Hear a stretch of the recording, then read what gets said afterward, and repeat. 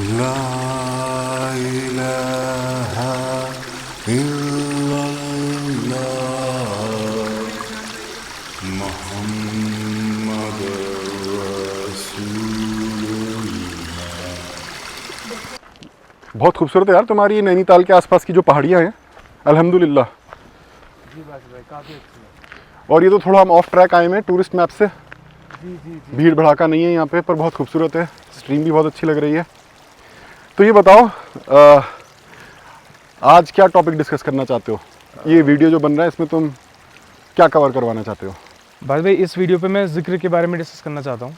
असल में कुछ ही दिन पहले मैंने एक हदीस पढ़ी ज़िक्र की इंपॉर्टेंस पे। तो वो ऐसी थी कि उसमें किसी सहाबा ने सवाल किया आप सल्लल्लाहु अलैहि वसल्लम से कि इस्लाम के इतने सारे अरकान हैं, इतने सारे काम हैं, आप मुझे कोई एक काम बताइए जो मैं कर सकूँ। तो उन्होंने कहा कि तुम अपनी ज़बान को ज़िक्र से तर रखो।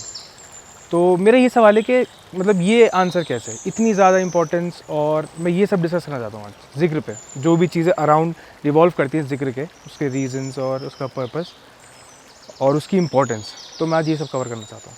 ठीक है, बहुत अच्छा टॉपिक लिया है, तो ठीक है इंशाल्लाह।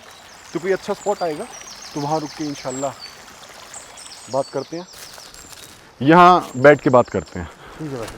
ठीक है, धूप भी अच्छी लग रही है इस वक्त। जी अच्छा हो रहा है मौसम। तो मेरे भाई जिक्र की इंपॉर्टेंस क्या है, ये पहले मीनिंग देखते हैं। देखो, जिक्र का जो मीनिंग है उसका मतलब होता है, इंग्लिश में अगर बोले रिमेम्बरेंस, टू रिमेंबर या टू टेक एडमोनिशन। क्या मतलब? या तो याद करना और नसीहत के सेंस में याद करना, कि आप याद तो कर रहे हो पर कोई सिर्फ ये नहीं कि आपने एक साउंड रिप्रोड्यूस कर दी है या आपने कोई वर्ड रिपीट कर दिया, मतलब एक नसीहत भी लेना, उसमें से कोई एक लेसन भी लेना। जिक्र उस सेंस में है कि अल्लाह ने जो है, जिक्र का अगर एक वर्ड बोलूँ कि जहाँ पे आता है, एक आयत बोलूँ, तो अल्लाह ने जो अपना मकसद बताया कुरान शरीफ को नाजिल करने के पीछे, सूरह साद आयत 29 में अल्लाह ने कहा, किताबुन अंज़लनाहु इलैका मुबारकुल लियदब्बरू आयातिही वलियतज़क्कर उलुल अलबाब, कि हमने ये किताब उतारी है आपके ऊपर जो बरकत से भरी है, ताकि इसकी आयतों पे लोग तदब्बुर करें और समझने वाले लोग जो हैं इससे इबरत हासिल करें। यहाँ पे जो है जिक्र का वर्ड है एंड में। तो याद करें पर इबरत के सेंस में, कि उसमें से लेसन लें, इबरत लें, लेसन्स लें, लाइफ लेसन्स।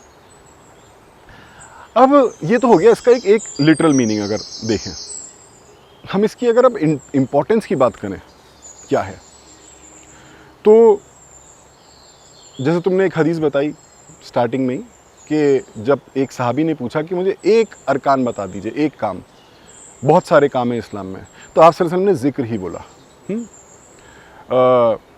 अगर इम्पोर्टेंस की बात करें एक दूसरे नज़रिए से, तो अल्लाह ने कहा कि अल्लाह के ज़िक्र में ही दिलों को इत्मीनान हासिल होता है, सुकून हासिल होता है। जिसको सुकून है, जिसको इत्मीनान है, वही नफ्स मुतमइन्ना की तरफ जा पाता है। नफ्स मुतमइन्ना सूरह फजर में अल्लाह ने कहा है कि अल्लाह वेलकम करेगा नफ्स मुतमइन्ना को और बोलेगा तुम मुझसे राज़ी, मैं तुमसे राज़ी। समझ रहे हो? तो ज़िक्र एक रास्ता बन जाता है नफ्स मुतमइन्ना तक के लिए भी पहुँचने के लिए। अगर इसकी इम्पोर्टेंस की बात करें तो एक बार मुझसे जो है किसी ने क्वेश्चन किया था कि औलिया अल्लाहों का राज क्या है, वो भी तो इंसान होते हैं, उनको क्या टेम्पटेशंस नहीं होती, उन्हें क्या जो है ये दुनिया में रहते हैं, उनकी भी सेम ट्रायल्स होते हैं, वो कैसे इन टेम्पटेशंस के ऊपर राइज कर पाते हैं और कैसे इन चीज़ों से बच पाते हैं। तो मैंने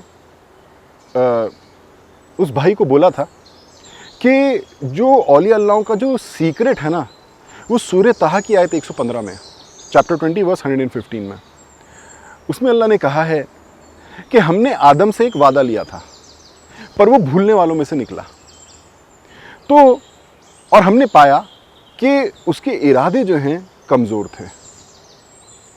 अब कोई बोलेगा इसमें जिक्र का क्या रिलेशन है इस आयत का, और औलिया अल्लाहों की सीक्रेट कैसे है इस आयत में? देखो, अगर ध्यान से फिर से इस आयत पे सोचो, तदब्बुर, गौर व फिक्र करो, तो अल्लाह ने क्या बोला? हमने आदम से एक वादा लिया था, आदम अलैहिस्सलाम से, हमारे अब्बा से, और वो भूलने वालों में से निकले। तो वादा लिया था, वो भूलने वालों में से निकले, और हमने पाया कि उनके जो इरादे थे वो कमज़ोर थे।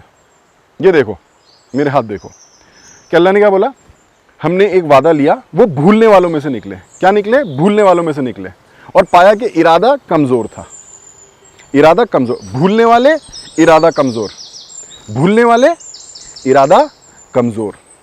भूलने का अपोजिट क्या होता है? याद करना।